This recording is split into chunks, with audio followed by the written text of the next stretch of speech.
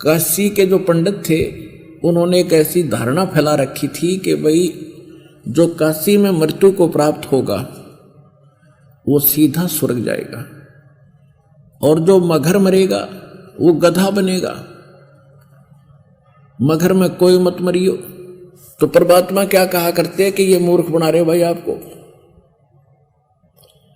ये झूठ बोलते हैं और मैं मरूंगा मगर में, और पंडित जी तुम भी आ जाइयो और काजी तुम भी आ जाना भाई, अपने अपने जंतर मंत्र पोथी पत्रे ले आइयो, वहां किस टाइम मरूंगा और किस टाइम मत जाऊंगा और तुम सारे जंतर मंत्र कर दियो, कहाँ जाता है ये बता दियो मगर मरने वाला, अगर तुम ज्यादा ही विद्वान।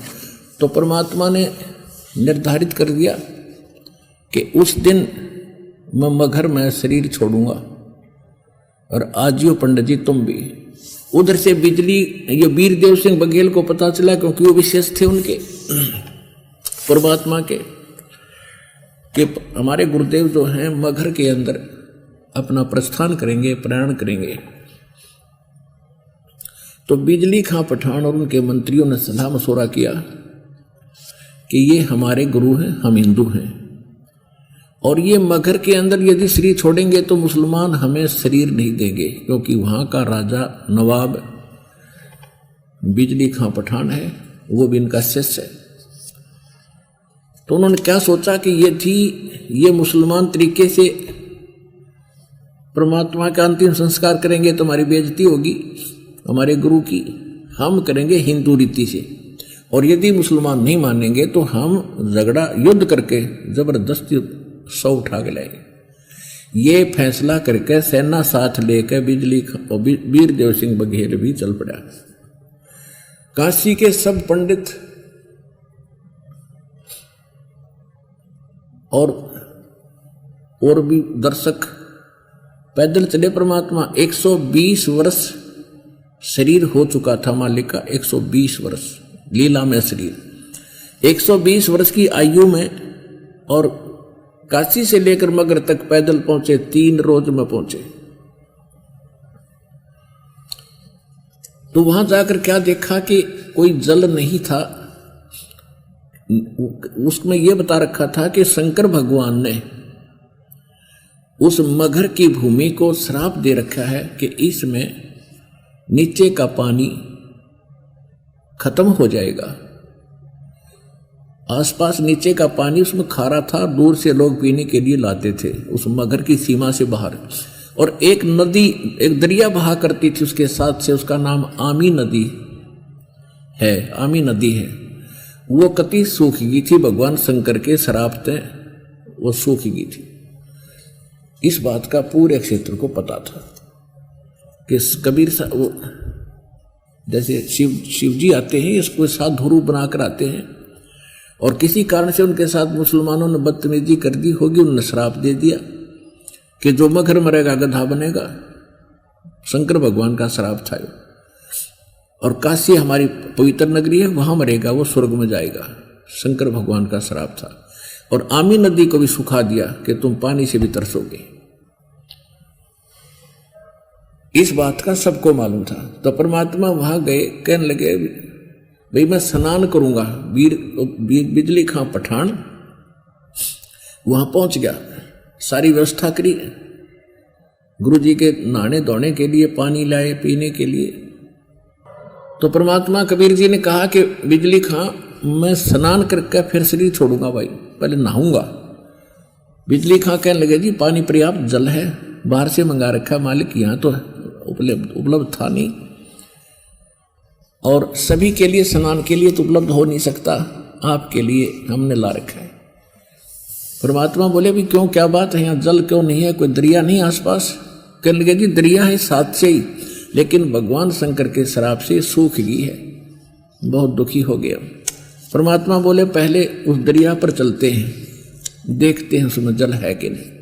सबने कहा जी जल है ही नहीं, कोई बात नहीं, आओ मेरे साथ। अब परमात्मा जाकर खड़े हो गए उस दरिया के किनारे, सैकड़ों हजारों की संख्या में दर्शक, गांव वाले और सैनिक। तो परमात्मा ने ऐसे संकेत किया हाथ से, ऐसे किया था थोड़ी सी दूरी पर जैसे बम ब्लास्ट होता है ऐसी आवाज आई और एकदम पानी का फवारा फूटा और वह दरिया देखते देखते किनारों को चाटती हुई बहकर चल पड़ी। बोलो सतगुरुदेव।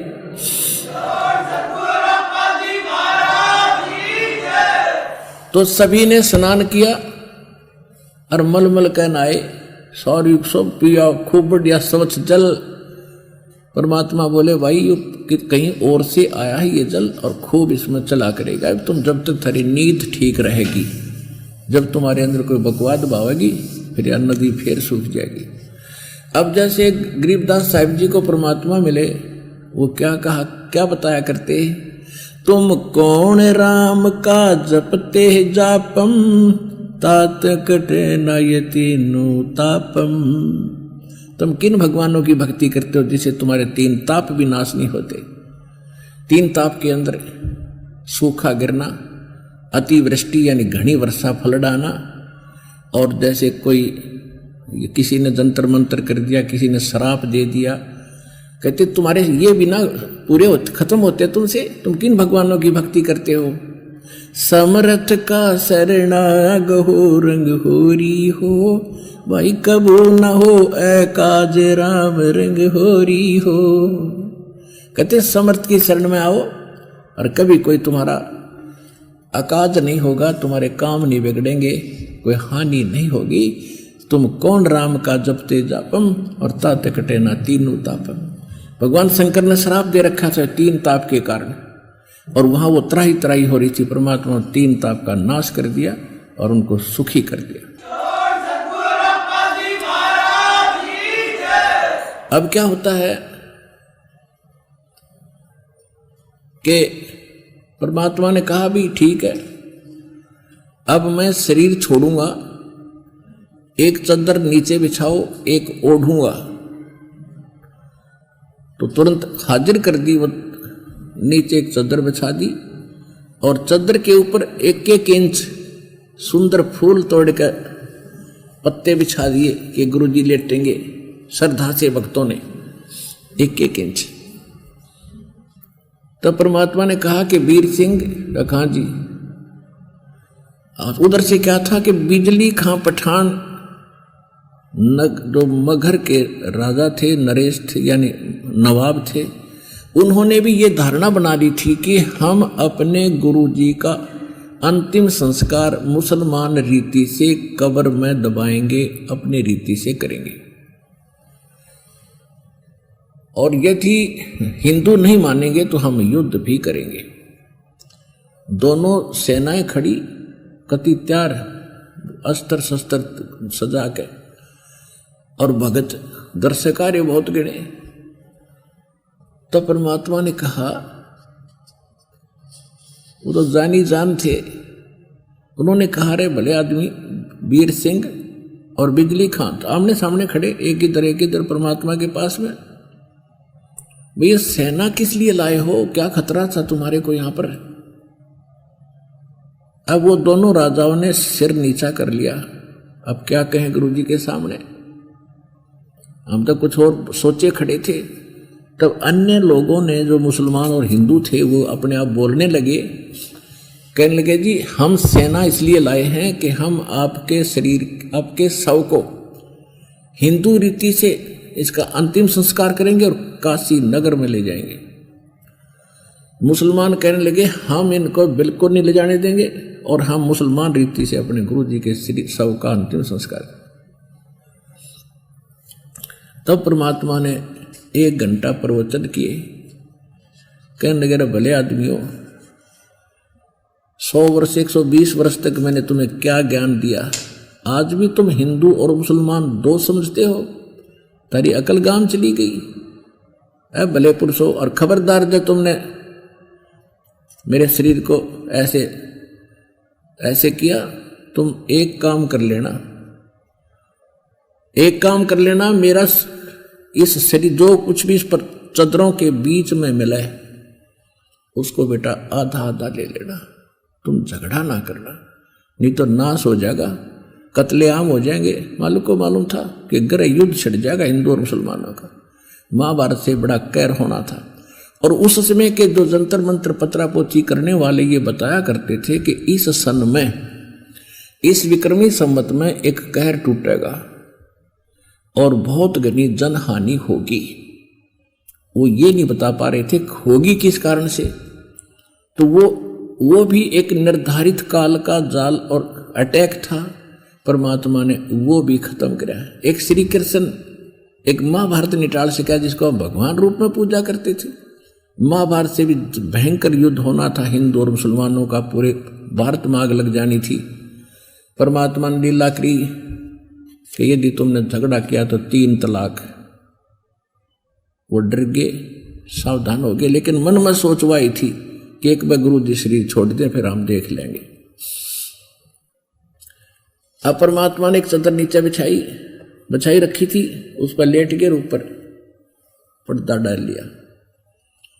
5 मिनट के बाद क्या आकाश में से आकाशवाणी हुई कि उठाओ पर्दा, इसमें मिले नहीं मुर्दा। आकाशवाणी देखी कि परमात्मा तो वो जा रहे हैं सहशरीर, उनके शरीर में बहुत तेज था, नूर था। सब देख रहे ऊपर को कि भगवान तो वो जा रहे हैं आकाश में। ओए होए, पर्दा उठाकर देखा तो जितने 100 आकार था उतने सुगंधित फूल थे नीचे, शरीर नहीं था दाता का। बोलो सतगुरुदेव। एक चद्दर हिंदुओं ने ले ली, एक चद्दर मुसलमानों ने ले ली। आधे फूल हिंदुओं ने ले लिए, आधे मुसलमानों ने ले लिए। और हिंदू और मुसलमान आपस में ऐसे सीने से लगकर रो रहे थे और अपने आप को कोस रहे थे कि हम कितने जालिम व्यक्ति हैं। हमने गुरुदेव को अंतिम सांस में भी सुख नहीं दिया और आज भी हम लड़ने मरने को तैयार रहे। अब वो क्या, उनकी आत्मा कैसे शांति पाएगी।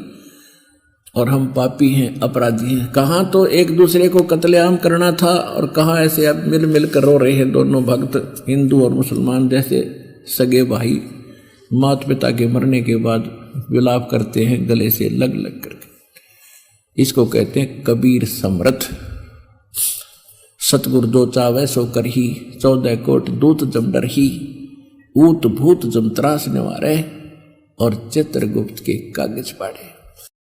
तो यहां जो आपने शब्द सुना था, काशी तज गुरु मगहर आए दोनों दीन के पीर, कोई गड्ढे कोई अग्न जरावे, ढूंढा ना पाया शरीर, जयपुरे मन वो समर्थ नाम कबीर।